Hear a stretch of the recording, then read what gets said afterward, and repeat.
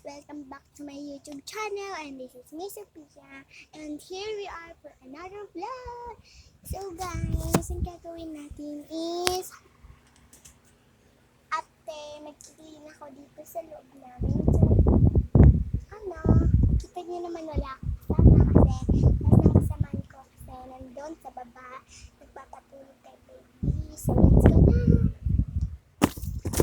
Wait, hantay na kayo. Nag-clean ako.